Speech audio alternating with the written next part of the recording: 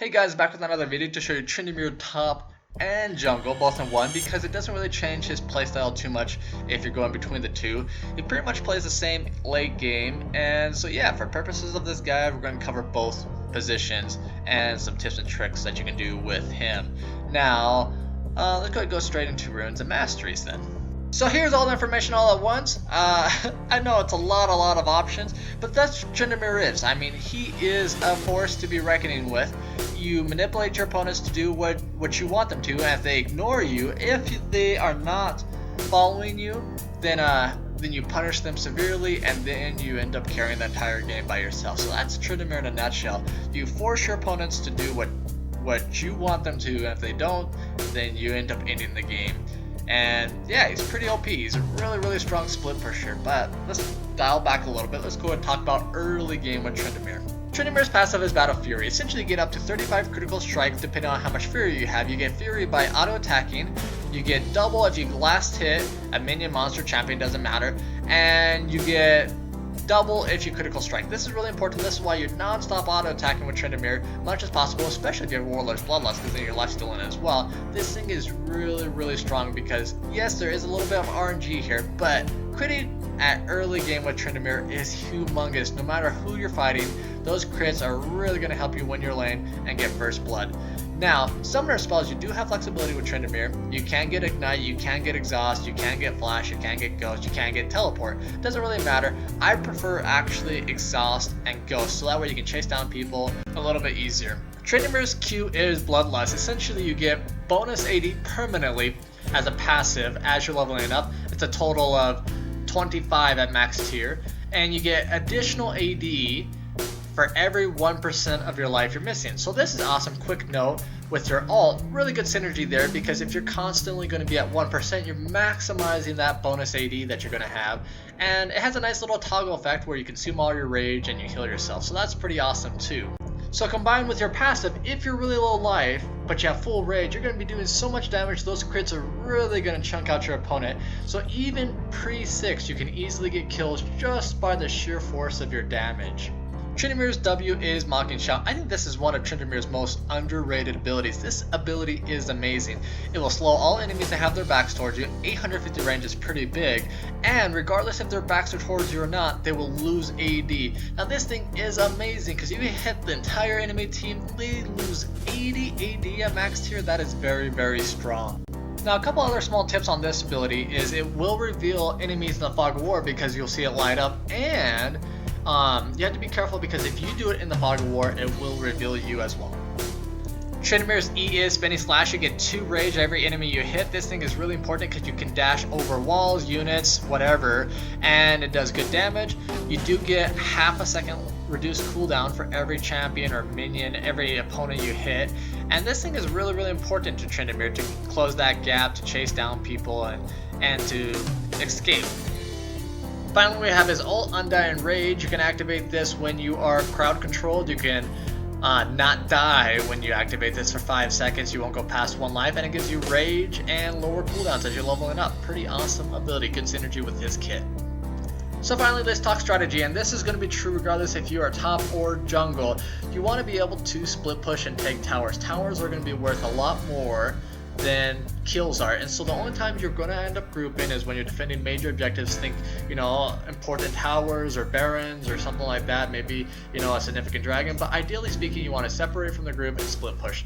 Now, something to keep in mind, you can solo Rift, but if you're solo Rift, Blade of the Ruined King makes things so much easier, and it gets to be a point where you actually lifesteal more than he's going to do damage with your Q.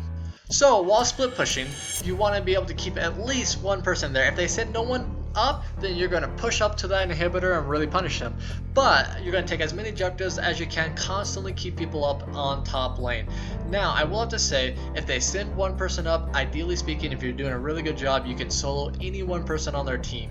But yeah, put in an emphasis, if you're dying to just one person on top, you're doing a really bad job, and ideally you shouldn't be dying to 2 people either, so peel out and play safe, and then when you're going to be that little annoying guy that doesn't ever give them a chance to group up and kill your team, and then when they send multiple people up, if you're really doing awesome, you can kill multiple people and stay alive with your ult and your spin, and just get out after that, and win the game for your team, because constantly putting pressure on top means everyone else can benefit from your pressure.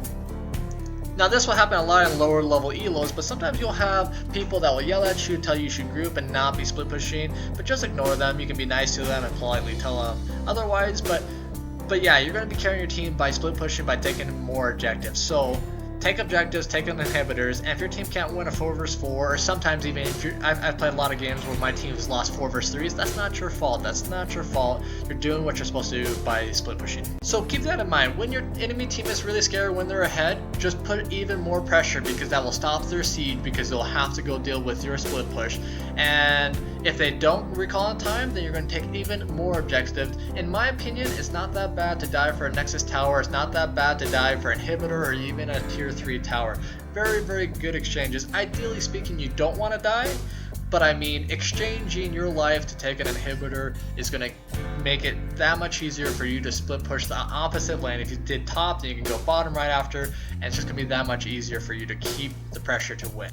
So as a quick recap and overview of Tryndamere, you are going to be split pushing like crazy, and by the split push, you are also going to be CSing a ton. You should have a lot of CS, and when you do that successfully, when you're taking a lot of towers, when you're taking a lot of CS, even if you're not the strongest in Fed, you should be able to outscale basically the majority of champions, especially the people that are in meta right now. You should be able to outscale almost anyone and be able to kill them. If you do fight, you should be exchanging your life for at least one person, but ideally, if you're just going to die without taking objectives with you, then you should be taking ideally 2 people out with you, or being a humongous distraction for your team.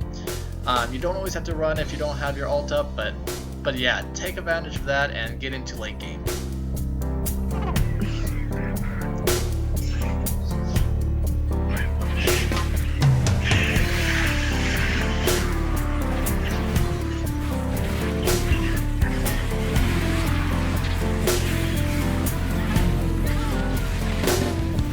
Oh, nice pull. Oh, sorry.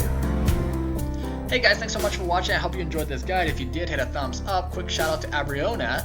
Thank you for the skin. It is awesome.